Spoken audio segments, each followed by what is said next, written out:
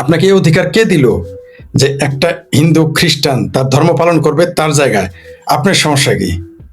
রংপুরে রামের মূর্তি এবং গাইবান্ধার পলাশবাড়িতে নির্মিত রামচন্দ্র মূর্তিকে কেন্দ্র করে হিন্দু মুসলিম সংঘাত। আসলে আমাদের বাংলাদেশে যেভাবে মুসলিমদেরকে উগ্র বানানো হচ্ছে, এই বাংলাদেশকে যেভাবে ইসলামী জঙ্গিবাদ ছড়ানো হচ্ছে, অলরেডি এখন এটা বাংলাদেশটা এখন পূর্ব পাকিস্তান। তারা বাংলাদেশের হিন্দুদের, আপনাদের আমি বরাবরই বলে রেখেছি, বাংলাদেশের হিন্দুদের, সংখ্যালঘুদের, খ্রিস্টান, বৌদ্ধ কাউকে তারা থাকতে দিবে না। আর বাঙ্গুদের যে আত্মা প্যানিক ভট্ট চিৎকার শুরু করে দিয়েছে ফ্রান্স থেকে, তাদের বয়ান কি জানেন? এই এত রামের মূর্তি কেন থাকবে? এটা একটা ষড়যন্ত্র। কেন রামের মূর্তি ষড়যন্ত্র হবে? হিন্দুরা তাদের ধর্ম পালন করবে, আপনার সমস্যা কি?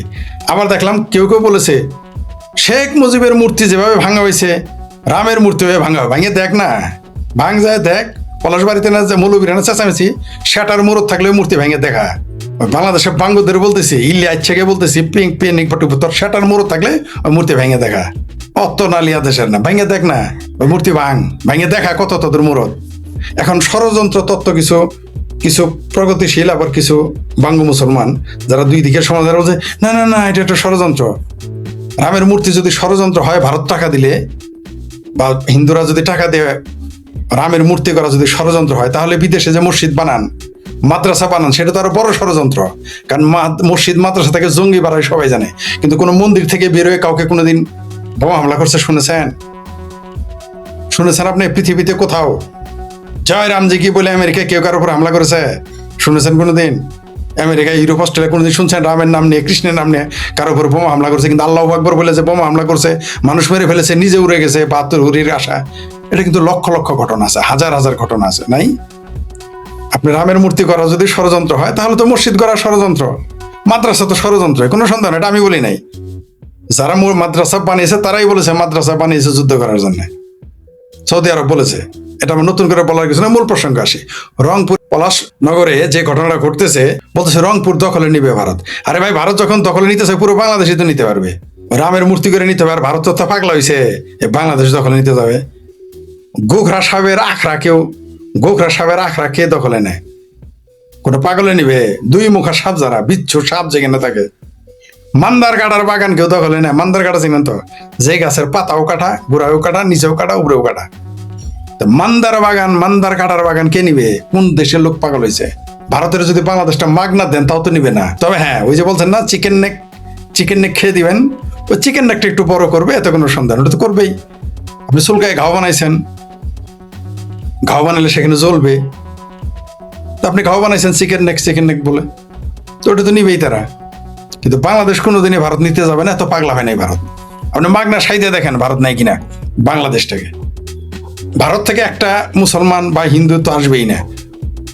মুসলমান একটা আসছে কোনোদিন বাংলাদেশে?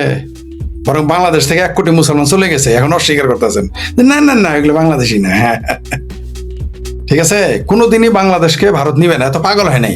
মান্দার কাটার বাগান কেউ নেয় না, ফুলের বাগান মানুষ নিতে পারে। সোনা দানা থাকলে লুট করতে পারে, যেমন সুলতান মাহমুদ আসছিল ভারতে লুট করতে, মোহাম্মদ বিন কাসিম আসছিল লুট করতে, নাদির সারা আসছিল লুট করতে, বাবর এই যে আফগানিরা আসছিল লুট করতে। সোনা দানা থাকলে হয় লুট করতে আসবে, আর বাগান থাকলে মানুষ দখল করতে আসবে। বাংলাদেশ ফুলের বাগানও না, আর সোনা কাচিরিও না, তিনি কোন দুঃখে ভারত আসবে? বিচ্ছুদের নেওয়ার জন্য। বিচ্ছু কেউ পকেটে রাখে? সাপ, বিচ্ছু, পোকামাকড় কেউ শার্টের আস্তিনের মধ্যে রাখে, পকেটে রাখে, কোটে রাখে, সিন্ধুকে রাখে? কোন দুঃখে বাংলাদেশ নিতে আসবে ভারত? আর এই দেশ তো হিন্দুদেরই। আপনার বাপের নাম কি বলেন, আপনার দাদার নাম কি বলেন, দাদার নাম কি বলেন, তারপর সেটা খেলে যাবে, দাদার বাপের নাম বলতে পারবেন না।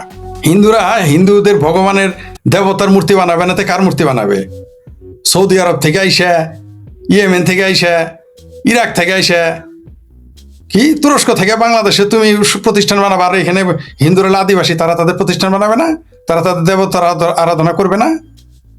বাংলা ভাষাটাই তো তোমরা বলো হিন্দুদের, মুক্তিযুদ্ধরে বলো হিন্দু আর কাফের আর মুসলমানের যুদ্ধ। এই যে প্যানিক ভট্টাচার্য কি বলেছে শোনেন, রংপুরে ঠিক একই জায়গায় পলাশবাড়িতে একটা সুবিশাল রাম মূর্তি হচ্ছে, ভারতীয় হাই কমিশনার উদ্বোধন করছে। কি সমস্যা তাতে? গরু ঘোর প্যানিক ভট্টর চলে কেন? পাকিস্তানের হাই কমিশনের মতো অবৈধ জায়গায় করছে এটা। পাকিস্তানের হাই কমিশনার জাপানে গিয়ে অবৈধ মসজিদ বানাইছে, ধরা খাইছে না? তাহলে সারা পৃথিবীতে যে মুসলমানরা মসজিদ বানায় সেটা কি সেটা উদ্বোধন করলে কি দোষ হয়ে গেছে? তাহলে ওটা দোষ হবে না? একই জায়গায় আরেকটা সুবিশাল কৃষ্ণ মূর্তি বানাইছে, সেটা উদ্বোধন করেছে ভারতীয় হাই কমিশনার পলাশবাড়িতে, গীতা মহোৎসব হয়েছে। সমস্যা কি? একই জায়গায় ইন্ডিয়ান সহকারী, কি সমস্যা? পাকিস্তানের জঙ্গিরা, পাকিস্তানের জেহাদিরা এসে সারা বাংলাদেশ ওয়াজ করতে পারে, তখন প্যানিক ভোটের সমস্যা হয় না।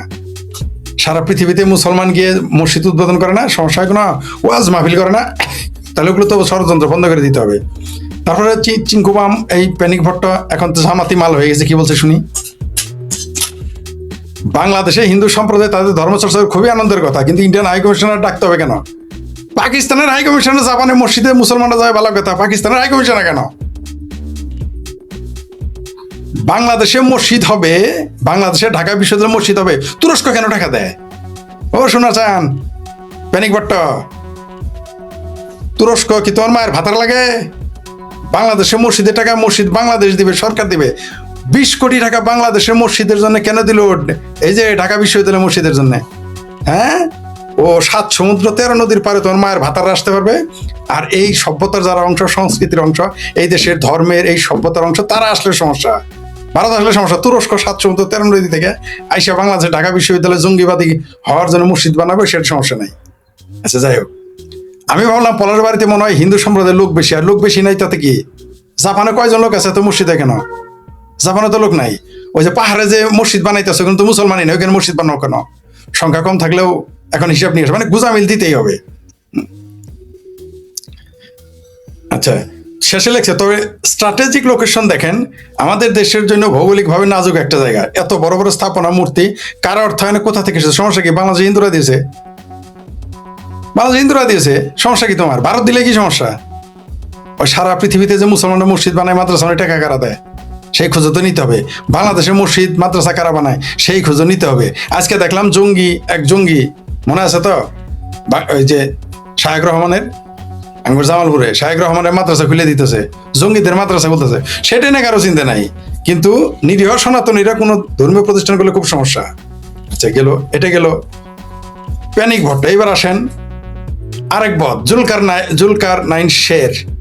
এরা আবার দুইজনে মাঝে মাঝে একটু লাগে গুতাগুতি। শোনেন, অশুভ উদ্দেশ্যে দেশের অভ্যন্তরে উগ্রবাদী হামলা নাটক মঞ্চস্থ করতে যাচ্ছে নিষিদ্ধ সংগঠন আওয়ামী লীগ ও তাদের সহায়ক শক্তি। এ আবার কি বলছে দেখেন, বর্তমান সরকার প্রধানের বিদেশ সফরের প্রাককালে তারা ইত্যাদি ইত্যাদি। আচ্ছা, এটার সাথে এটা যোগ করছে, বুঝতে পারছেন? এটার সাথে এটা যোগ করছে তারা, যে সামনে এটা ঘটবে। দেখেন আর কি কইছে, প্রাককালে এমন একটি পরিস্থিতি ঘটাতে চাচ্ছে যেখানে সাম্প্রদায়িক সম্প্রীতি বিতর্কিত হয়। নিষিদ্ধ গোষ্ঠী আওয়ামী লীগ নিষিদ্ধ, ওরে বাপরে বাপ। কিন্তু জঙ্গি শাহেক আব্দুর রহমান মাদ্রাসাগুলোতে জুলকার নাইনের সমস্যা নাই। অন্যতম হচ্ছে গাইবান্ধার পলাশবাড়িতে নির্মিত রামচন্দ্র মূর্তিকে কেন্দ্র করে হিন্দু মুসলিম সংঘাত, মুসলিম কর্তৃক হিন্দুদের উপর আক্রমণ, উস্কানি কে প্রদান করছে? যারা করছে তাদের ধরো, তাদের গ্রেপ্তার করো। মৌলবীরা তো উস্কানি সারাদিনই দিতেছে, তাদের গ্রেপ্তার করো দেখি, সাড়ার মরুদ তোমার গোলাই কিনা। আচ্ছা, তারপরে মুসলিম কর্তৃক হিন্দুদের উপর আক্রমণ, উস্কানি প্রদান, কারা করেছে? তোমার দলের লোকেরাই করতেছে, মৌলবীরাই করতেছে, তুমি করতেছ। নিজের বেলায় টন্টনা, ভারতে গিয়ে মসজিদ বানাবেন, মাদ্রাসা বানাবেন, অস্ট্রেলিয়া যাবেন, কানাডা যাবেন, জাপান যাবেন, শ্রীলঙ্কায় গিয়ে বানাবেন, ইউরোপে গিয়ে বানাবেন, সেটা সমস্যা না। আপনার দেশে বানালে সমস্যা। মানে জামান বইরে পাগলা হয়েছেন না? ডিমের আলে 3টায় বেছেন, 5টায় বেছেন না। নিজের বেলা তো ঠিকই বোঝেন। এই ভারত উপমহাদেশে রামের মূর্তি হবে না, কোন দেশে হবে? সৌদি আরবে গিয়ে তাহলে রাম মূর্তি বানাবে। তবে এটা নিশ্চিত, একদিন না একদিন সৌদি আরবে রামের মূর্তি হবে, আমি নিশ্চিত। আজ থেকে 100 বছর পর হলেও দেখবেন যে মন্দির তো হওয়া শুরু হয়ে গেছে মধ্যপ্রাচ্যে। রামের মূর্তি, কৃষ্ণের মূর্তিও বানাবে, দেখবেন আপনি। হবে, অবশ্যই হবে, কেন হবে না? আপনি অন্য দেশে গিয়ে বানাইতে পারবেন, আরেক দেশে আপনার দেশে বানাইতে দিবেন না কেন? ও, আপনি মামার বাড়ি যাবেন আর খাবেন, আর মামা আপনার বাড়ি আসবে আর যাবে না, এই ব্যবসা আর চলবে না। এই ভণ্ডামি ধরা পড়ে গেছে। অদ্ভুত ব্যাপার হলো যে মমতা ব্যানার্জির পতনের পরে বাংলাদেশের মুসলমানের চরিত্র, কলকাতা এবং ঢাকার বামদের চরিত্র অনেক কিছু প্রকাশ হয়ে যাচ্ছে। এই যে রামের মূর্তি, কৃষ্ণের মূর্তি নির্মাণ নিয়ে, মহাদেবের মূর্তি নির্মাণ নিয়ে বাংলাদেশে এখন যা যা ঘটবে, অনেকের চরিত্র এখন ফাঁস হয়ে যাবে, পরিষ্কার হয়ে যাবে।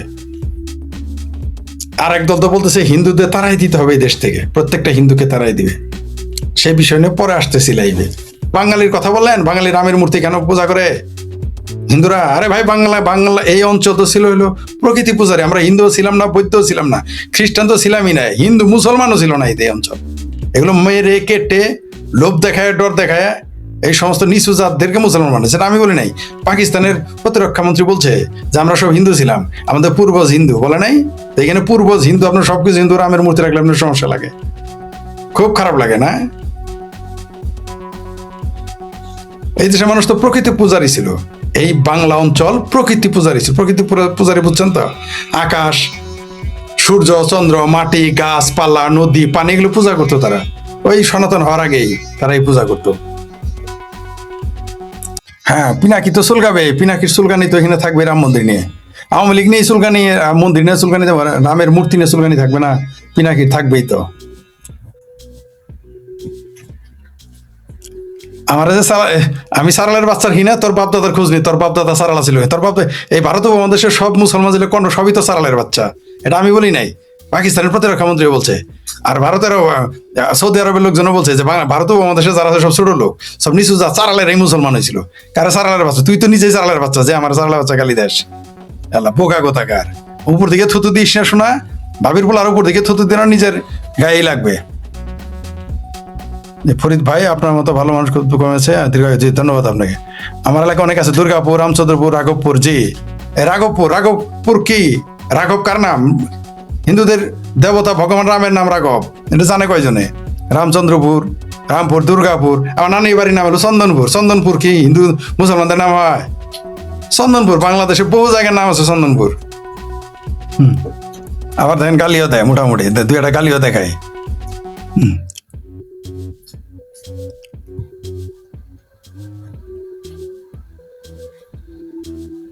এই যে আরেকজন লিখছে গাইবান্ধায়, যে গাইবান্ধা নিয়ে, এই দেখেন আমাদের গাইবান্ধায় আছে না, আমি তো গাইবান্ধা। গাইবান্ধা কি মুসলমানের নাম রাখে?